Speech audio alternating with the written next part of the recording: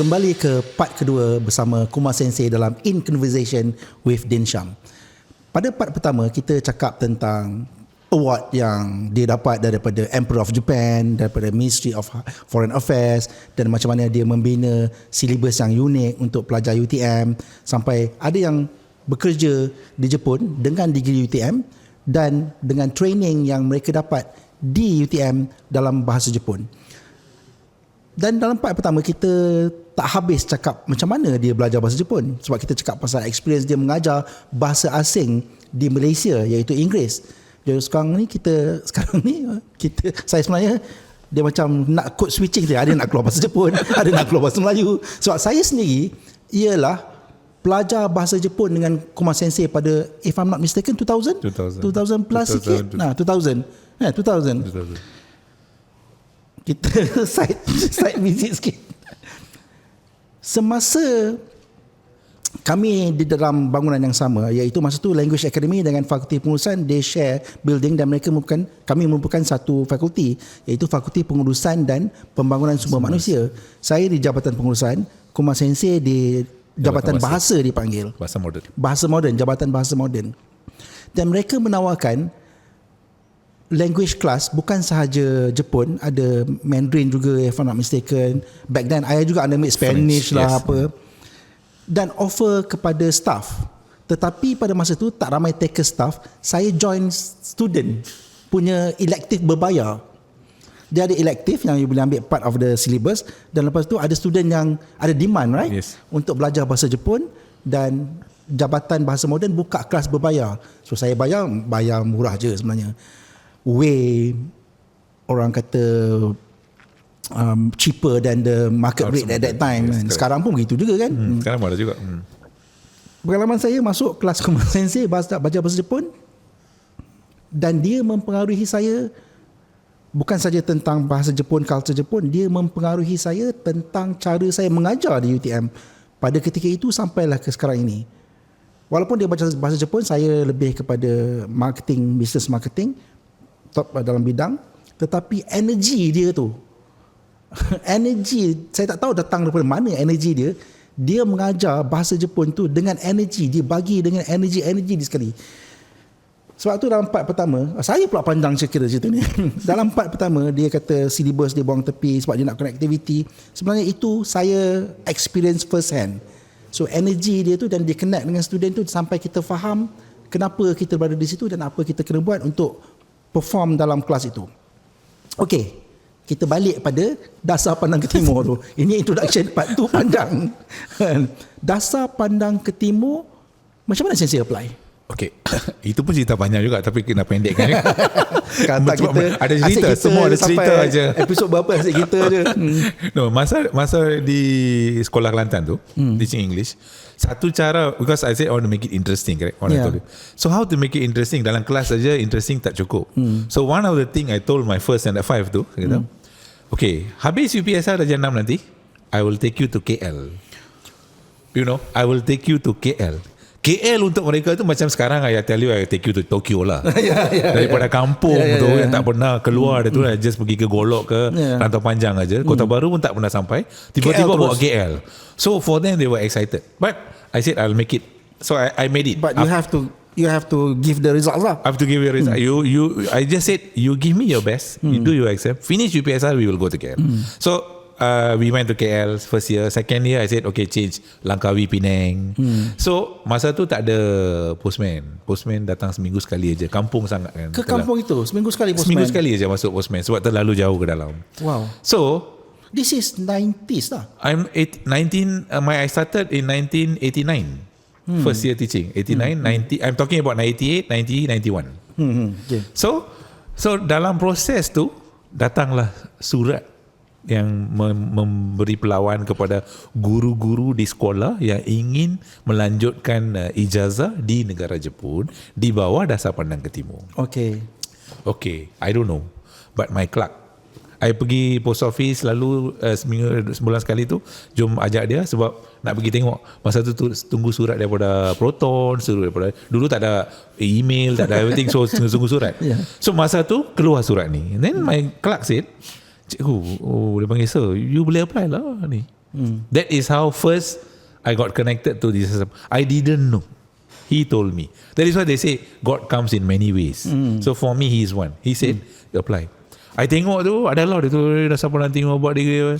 So actually dia baca lah benda tu. Dia baca. Lepas tu dia kata, you layak. Okay. Sebab dia ada STPM, bla bla. So I tengok dia kata, mau susah ni, tak payahlah. I forgot about it. I sincerely forgot about it. Then he reminded me, tak apply ke? You see how people can push you. I said, I still remember his name, Encik Bakri. I said, Encik Bakri, susah lah. Dia kata, tak ada apply. Dah sama dengan dia, you layak lah. Then I said, betul lah. Then I ambil nombor, I call GPA yang tawarkan kursus beasiswa ni. So tanya, dia kata, oh cikgu ya? Cikgu kat sekolah? Boleh cikgu boleh apply, boleh. Tapi, ada tapi lah. Kita nak ambil 10 orang je daripada Malaysia. 10 orang. For the batch. They only take 10. I'm the third batch. They already taken 2 batches. Every batch just 10 people. 10 people. So that already like was, alamak, 10 orang daripada satu Malaysia. So, manalah kita daripada sini nak dapat. So I thought, so I kept quiet. I said terima kasih, okay. Then again, this clerk, he said, dah apply? I kata, no lah. So he keep pushing you? He keep reminding me, you know. So then I thought, okay lah, just try lah. Buka, esok tarikh tutup kena hantar kepada JPN, dia kena hantar ke negeri, pejabat pendidikan negeri untuk diproses. Alamak. And then I say, okay lah, isilah, ada kena tulis karangan lah, bla bla, so many things, everything. CJ. So you have like just one day to apply. One day, I just to complete the application. Yes. Quite a task juga tu. Task lah, do in the school day, everything. Then, alamak, perlukan sijil kat kampung. Sijil. Lepas tu nasib kelak kata, kan ada sijil cikgu yang nanti saya pinjamkan, tak apa, kopi. Okey lah. Lepas tu kena bagi kat guru besar recommendation pula. Ya. Ketua jabatan. Dia bagi. I still remember. I go to the bagi, dia kata, cikgu nak pergi mana? Pergi Jepun. I said, tak apa cikgu, just apply, try. Dia kata tinggal sini. Tinggal. Next day I must send. So next day morning when dah siap dah everything. And then managed to send. Tapi yang recommendation tu? Dia buat. He gave me, but I cannot see because seal. Dah seal. Hantar. Habis. Itu pun hantar ada cerita lain lah, tapi next time lah. Too long. Hantar dah pergi. Itu pun quite a task juga. Ada juga di situ. Dalam proses hantar tu ada. Postman datang seminggu sekali. Postman seminggu sekali. So ada proses lain. Tak apa, lain kali. Then habis dah hantar. We went to Langkawi, Penang. So pergi dalam bus, yang kelak saya tu ikut. So dia kata, macam mana cikgu yang JPA tu dapat? I said, manalah, tak adalah dah. I said dah hantar, tak ada apa. But I still remember his words. He said, kalau cikgu tak dapat lah, bodoh JPA. He told me that, you know. Saya kata, jangan main-main ni. Dia kata, betul. Sebab apa? Dia kata, saya jadi kelak berapa tahun. Tak pernah saya tengok guru besar bagi recommendation macam ni. Kalau recommendation macam ni JPA tak bagi you, something wrong lah. I kata, betul ke? Saya betul. Then I say, then I balik dah sampai Kelantan habis, I call JPA. I call lah. Dia kata, cikgu apply ya? Saya apply. Tapi tak ada dapat surat apa-apa. Saya tak ada. Dia macam ni cikgu, kalau ada kita akan hantar surat. Kalau tak dapat surat mungkin tak dapat lah. Saya kata memang tak dapat lah. Habis next day, you won't believe, datang post laju. Ada the very next day after I call, because I thought finish kan. Came to say, sila hadir temuduga di JPA KL. Berapa hari dia punya that weekend sampai I think Tuesday or something. That weekend tu JPA di JPA. Alamak. Then only I was like, but the clerk said, saya katakan ni mesti dapat. Tapi my guru besar, you know what he said? Silap saya recommend. Because kalau dapat hilanglah cikgu. Saya kata baru interview cikgu, belum tentu lepas lagi. Dia kata okay lah, pergi. So went for the interview, and then it was another big story there. I think nice, interesting. So I thought I won't get, because pergi sana interview, you know lah, JP prepare Jalasa Penang ke Timur, and then so you did study lah for the 2-3 days. Just prepare a bit, everything. Pergi sana and nothing they asked about that. They didn't ask me anything about what is Lugis policy. They didn't ask me, you know any Japanese words ke. Soalan-soalan yang JPA tanya was very interesting. I said, cikgu mengajar kat mana? Biasa pergi golok ke? Dekat kan? Cikgu ada girlfriend ke? Nanti pergi Jepun macam mana nak kahwin? What is the reason behind that? No, I didn't know. At that time, I didn't know. But they were just trying to trigger me with answers lah. So I said, saya boleh cari jodoh kat Jepun, kahwin kat situ aja. And then it was Friday, saya pergi JPA. I went to temple, pray and then pray. Dia kata, cikgu pergi semayang tadi ya. Cikgu makan babi tak? Lembu tak makan. Susah cikgu pergi Jepun. They just want to see, I think lah JPA dia nak trigger. Dia nak trigger lah. I said, tak apa cikgu, saya makan ikan. Sana Jepun kan banyak ikan, saya makan. So it was just fun lah. And then dia kata, tak ada girlfriend, tak ada, just macam tu je, borak macam tu. I was the last person because dia panggil ikut zone. So zone terakhir ialah dari Kelantan Terengganu. Dia dipanggil 15 orang. 15 yang final 15. Itu baru for that zone je 15 dah. 15. Okay. Satu Malaysia 120 orang dipanggil interview. Nak ambil 10% nak ambil 10 orang je. je. So I was the last. Tapi daripada 15 orang tu, sementara kami duduk tunggu tu, semua duduk cakap, dia kata, pegawai datang observe apa tu. Semua yang lain 14 orang tu ada pegawai daripada Kementerian Jawatan Pendidikan Negeri pergi observe di sekolah sebelum dia di shortlist untuk Kelantan dihantar ke JPA. So you tak ada? I tak ada. Tak ada siapa datang. Ke you tak perasan? Tak. Kalau ada mesti tahu, mesti ada datang sekolah, so, observe. So ada candidates tu yang datang tu memang dia notify. They notify, not notify. The officer went to the school to go and observe their teaching, to observe, to get everything in the school. So there also I thought, kita siapa pun tak dapat. Dah lah kita last pula hari ni. Tak dapat. So pergi masuk interview, borak-borak pula keluar. Last kali dia kata, cikgu balik, tunggulah kalau dapat surat, berjayalah. Kalau tak dapat. So you punya level of confidence getting lower juga lah. Tak apalah, datang KL ni, balik I think. Then after about 10 days again, datang surat besar kata, sila lapor diri, anda dipilih. And I tell you, masa tu baru I betul-betul, alamak, what to do? I didn't prepare. I was not mentally prepared also. My family, I'm the elder, and then okay lah, pergilah. So, but for me, the interest in Japan, it's not the Japanese language. Interest in Japan started masa kat sekolah. Sejarah, kita belajar pasal sejarah, bla bla. Masa tu kan ada sejarah dunia and so on. I'm always fascinated macam mana negara kita ditakluk oleh Portugis, English, kuasa-kuasa besar. Tapi datang Jepun ni daripada satu kepulauan, boleh bertanding dengan kuasa-kuasa besar lain. So I was, apa yang ada pada Jepun ni? Kalau boleh one day want to go and see lah. It was during school days lah. That one was deep inside me. So then only I realized, this is a good chance lah. So then we did 5 months preparation dekat KL and then fly to Japan, 1 year there. Then after that masuk university 4 years. Then finish, then came back.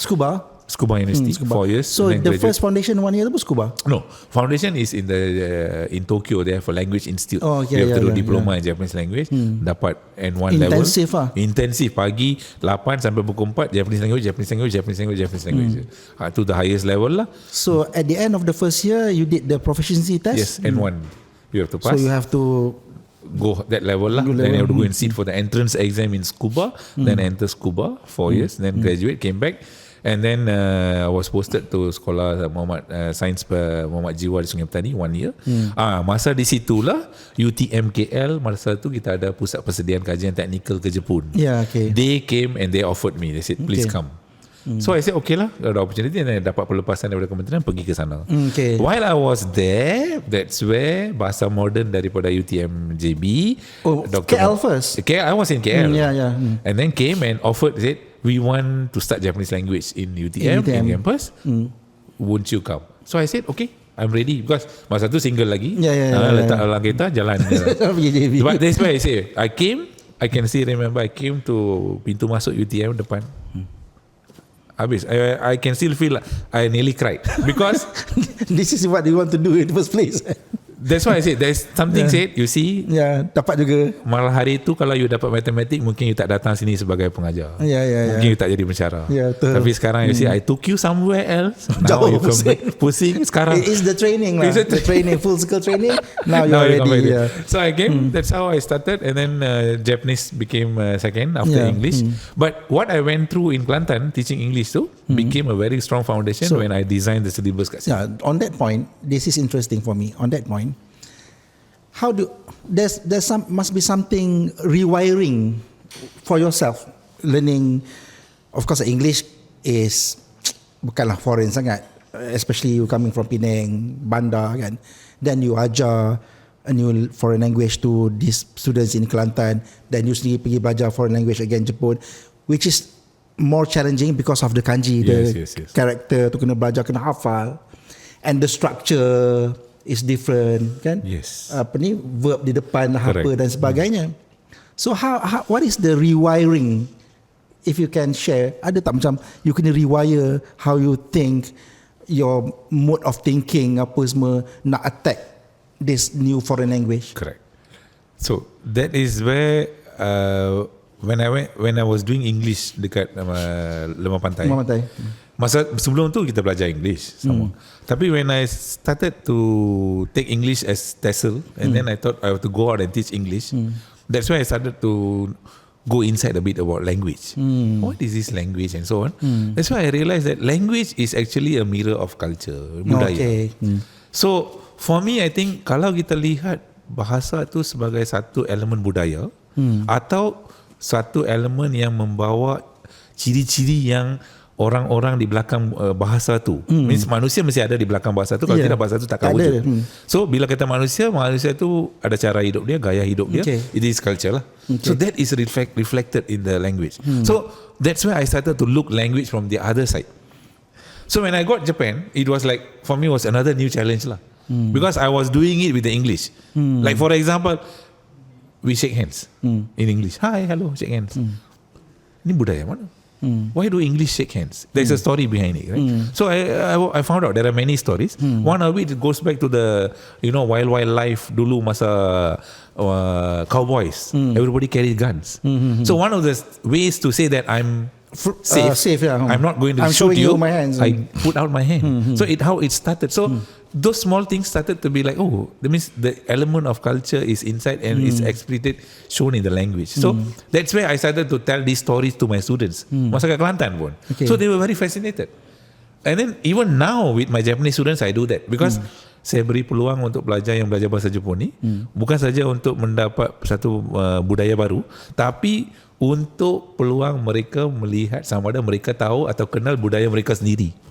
Wow, that is deep, quite deep, no? Yeah, every class in my Japanese classes here, I will ask them, okay, why do you do this in Chinese or Malay? You have this culture, correct? Yeah, Why? That must be a why. 99% students tak tahu. Students say, budaya, ikut, disuruh, everything, correct? That is, so I said no. Okay, I won't give you the answer, you go and find out. But I'll tell you why Japanese do like this. Like for example, just now Sensei said, Ohayou gozaimasu, correct? Konnichiwa. Kalau kita tengok, nak ajar senang aja, Ohayou gozaimasu is good morning. But it's not really, if you really translate it, it is not really good morning. Yes, it's not really. There is a big, deep, a lot of things behind the Ohayou gozaimasu. So, kalau nak ajar bahasa Jepun, Ohayou gozaimasu equal to good morning, senang aja. Tapi like in UTM, untuk mengajar they call aisatsu, the greetings of Japanese, we take about 7 weeks, which we can do in 1 hour. But here in UTM, no, we do it for 7 weeks because for me that is the window for the Japanese culture.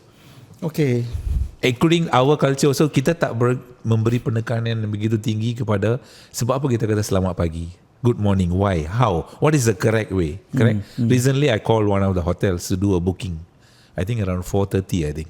So I called, I said, hi, good afternoon, I would like to do booking. It's a 5-star hotel, and then I can hear, budaya Malaysian culture, they put down the phone, they're talking behind. I can hear the receptionist laughing. Dia kata, good afternoon. Sebab it's already 4:30, dia kata, Malaysia kata good evening. Good evening, correct? Tapi kalau culturally good evening tu dah malam. Isn't it? That means kita tak tahu formula yang betul untuk menggunakan good afternoon. Pelajar UTM ramai tak tahu. Isn't it? Good afternoon is supposed to be actually until the sunset goes down. Until then is good afternoon.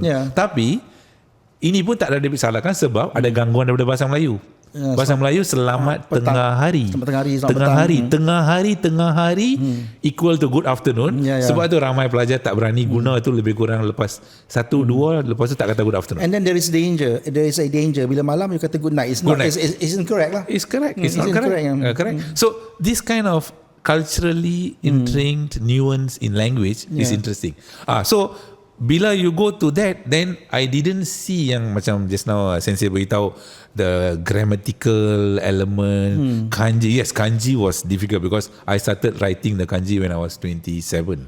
Yeah. You know, CPU dah old CPU dah penuh dah tak ada. Japanese belajar apa? 8 tahun, 9 Dia tahun. start daripada tadika kan, and you have to learn so many characters of all the Chinese character. It was the most challenging part, but it was interesting because I used to, when I was in Penang, I was in Balik Pulau, most of my friends, Chinese friends ramai. I used to, why the Chinese friends ni, mathematics, science, they're very powerful. Isn't it? Apa secret dia? Secret dia. Tapi I didn't know. But after I start learning Chinese character, kanji, I realized that is what maybe the secret is there, because our Chinese friends daripada sekolah tadika dia belajar Chinese character. Kita belajar A to Z 26 aja. Sikit. Dia belajar ribu-ribu. At least 3,000 to be able to and read each one newspapers, has so complicated characters and strokes. Yeah. So if you can train your brain to remember that, maybe it helps in maths and science. Yes. That's where I realized when I started learning kanji lah. So I thought, okay, maybe this is a secret lah yang dulu I tak tahu. Yeah. So maybe, I don't know, scientifically they must prove lah. But that was interesting. Until now I'm still learning kanji lah. Then the language part, I didn't find it so difficult because I took it as a new culture. Kalau English say this, they have their own way. Japanese say this, but they ada cara dia sendiri. So that's how I started. That's what I found out when I learned Japanese. It is not translating. It's never translating. It's like you want to say something, Japanese has a certain way, Malay has a certain way, English has a certain way. So you have to learn these ways. In order to learn these ways, you have to know a little bit of the culture. Yes. Because language is, that's why I said, language is there because of the people, and the people, they have their own way of living, which we say culture. So the culture is actually, the language is part of the culture. So it will be interesting if you learn language, seeing it that you are learning a new set of people's culture. Yes. You can see why dalam bahasa Melayu dikatakan macam ni. Dia ada sebab dia. And then kalau kita pergi tilik ke belakang, dulu ada connection daripada sini ke sini. Bahasa Jepun pun sama. So on that note, there's a current discussion on whether do we really need language teachers anymore because of AI. But from our discussion just now, we need the teachers because AI cannot teach the culture thing ni kan? Yes, betul, very true. Now, if you ask me, AI atau sekarang all the technology is important. It means it's very helpful because it has its strength. Tapi if you ask me, bolehkah AI ni atau teknologi ni akan mengambil alih? That means we don't need language teachers after this. We can just use that and I will say no. Because as I say, language is culture, and the cultural elements AI, because AI is still created by humans. Exactly. Everything kita yang dia guna input data kita. Tapi dia tak dapat data daripada semua. You see, like Japanese, like for example, one example I give you. You said just now, Ohayou gozaimasu. So when I was in Japan, I did part-time. I did baito. Baito, correct? So the first baito I did was in KFC. Okay. And I went. I started. They said they were reluctant. They said, "You foreigner, everything." And then I managed to talk to the manager. They have this Japanese customer. Yes. Customer tu panggil apa? Okiaksan. Yeah, the culture, the greeting culture, the servicing, customer service, everything. Yes. So after talking so long, after going to the interview about 2-3 hours, he said, "Okay lah, you come lah tomorrow. You start the 5 to 8 o'clock." I said, "Okay lah." So the first day I went, after pakai uniform keluar masih kat counter tu ada ramai yang ada. Ada counter terus, bukan kerja belakang. No, kerja belakang. Tapi kat counter kan ada order. At 5 o'clock, I went in. They addressed me. They wished me, "Ohayou gozaimasu, Ohayou gozaimasu." Ini 5 o'clock. Alamak. I said, petang. 5 o'clock. I was 2 years already in Japan. I was like, Ohayou gozaimasu. Ohayou gozaimasu, just now it's morning. Ni 5 o'clock ni. Tapi nak jawab apa ni? I pun tak tahulah. Patut nak kata konnichiwa. Because I say, hi, Ohayou gozaimasu. That triggered me. Why? Then only I found out that it's an element of Japanese working ethic that whoever comes to work at whatever time is, you use Ohayou gozaimasu. Because that is the first time I see you. Okay, very good. That's what many of our students will say. It's not that. It's not the. That is why if you sensei, if you come, I don't know whether you remember, my lectures kat UTM ni banyak yang start pukul 5. And you can ask my students, when they come, I will wish them Ohayou gozaimasu. So they will be surprised. Apa ni sensei ni ajar bahasa Jepun betul ke ni? Ini patut pukul 5 ni Ohayou gozaimasu selamat pagi. Then I trigger ask them to think and then blah blah. The reason I found out is because of the KFC. You know why? The Japanese working culture is the Ohayou gozaimasu dia ucap pukul 5 tu supaya you masuk pukul 5 tu semangat you mesti bangun pagi macam pagi. Bukan datang dah bateri dah half day regardless of what time it is your shift. No, you come at night also I wish you Ohayou gozaimasu. So the morning spirit is with you. That means the wish of Ohayou gozaimasu tu akan memberi semangat. Hello, fresh seperti pagi. Ini AI takkan pergi. I'm just giving you an example lah. This example I share with my students. I don't think so AI will be able to do it. So there are elements which yang masih kita perlu. And then lagi satu, if you ask me apa kelebihan ialah is AI is very standard. They can tailor, they can teach you, they can control, they can go personalize to you everything.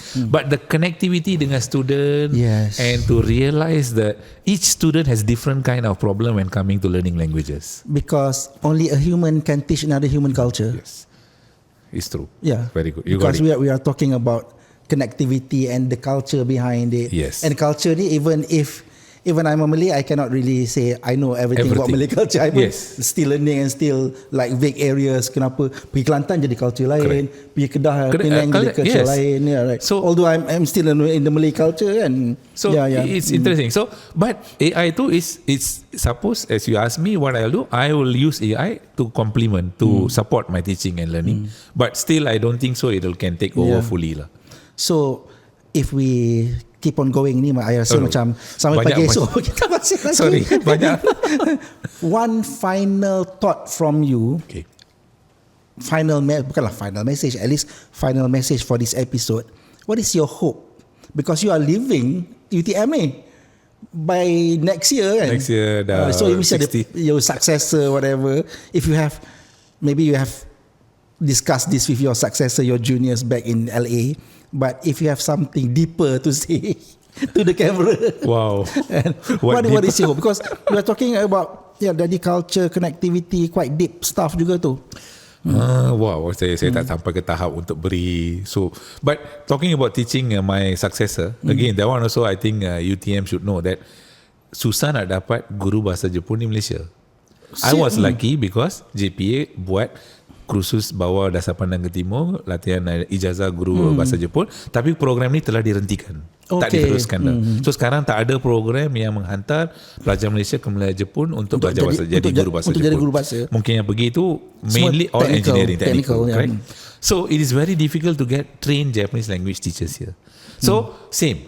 So I started this many years ago. I tried many ways, tak boleh. So last I said, no way, I have to train my own teachers. Okay. So who to train? I train UTM students. Okay. Now for your information, kita ada 5 orang graduan kita yang sekarang boleh mengajar bahasa Jepun. Wow. Dan salah seorang daripada graduan kita daripada fakulti FABU, dia buat degree kat FABU, dia buat master dekat FABU, dia ambil bahasa Jepun 1, 2, 3, ambil N5 sampai dia bila habis master tu dia dah sampai ke N1. Lepas tu saya tanya sama ada dia berminat. Dia kata okay, ingin. So I transformed UTM's graduate masters from FABU to be a Japanese language teacher. But I just don't transfer from my training. Then I got the great support from Japan Foundation. Then nak masuk sebagai staff UTM, you gonna ada degree yang berkaitan. So I managed to get the Japanese support. Now coming back to just now yang mula tu, why I got the Empress Award. These are the reasons, some of the reasons. Okay. So they supported me. They gave him a grant for 1 year special master course in Japan, Tokyo. He went to Urawa. He did Japanese language 1 year special. So he's double master daripada FABU dengan master daripada Jepun. Document. Document. So that is where he is now teaching Japanese one. And I can say that if I retire leave pun UTM selamat. In safe hands. Program bahasa Jepun UTM masih selamat. Okay. But I have another 4 of them sama macam dia. Seorang mengajar kat Kuching, seorang mengajar di MG KL tapi she's on the engineering side. And then there are another 2 yang in the companies but they can also teach. Okay. So we have trained our own teachers. So it is very safe. Now I don't know what to tell. Kalau one, if you want to tell me, kalau you ask me something to tell to UTM, I will say kita patut beri lebih banyak peluang kepada graduan-graduan kita untuk beri peluang terbuka pada mereka untuk mempelajari bahasa asing. Sebab ini akan memberi nilai tambah yang selalu kita cakap nilai tambah. Tapi kita tak patut fix and then paksa student ambil nilai tambah. Kita mesti buka peluang, berbagai-bagai peluang, biar student yang pilih. Beri peluang pada student. Now student kita ada kengkangan sebab dia belajar bahasa Jepun 1 sebagai bahasa elektif wajib. Tapi dia tak ada ruang untuk ambil bahasa Jepun 2 dan 3. Sedih. Dulu ada peluang, sekarang dah kurang. So harap pihak atasan universiti akan lihat benda ni and then buka peluang lebih banyak. And then sebab benda ni akan menguntungkan pelajar kita and in return will also give UTM a better prospect outside as you know, our graduates. Now I can give you 36 names of our graduates who are working in UTM and they don't go there and I don't get it's because of Kumar is UTM. And the Japanese companies there also come back ask we want UTM graduates. Sekarang I'm telling you they come back. The JR is doing an online session especially for UTM because they want more UTM students. So our UTM graduates are very good. They are performing. We are doing a very good job. But if we can give this nilai tambah a bit more, they can go somewhere else. Okay, Sensei, that's the time that we have for today. Thank you so much. Kita sambung kedai kopi lepas ni. No, thank you. Fokus kita kat kedai kopi. Thank you. Arigatou gozaimasu. Thank you for inviting for this. Hope it will be, I don't know, hope it meets your whatever expectation you had. So kita akhiri sesi episod kita dengan Kumar Sensei pada hari ini dengan ucapan how do I say, takkan nak kata sayonara Sensei. Usually Otsukaresama or arigatou gozaimashita. Arigatou gozaimashita. Matashita Sensei. Sensei mo gambatte kudasai.次のポッドキャスト頑張ってください。arigatou gozaimasu.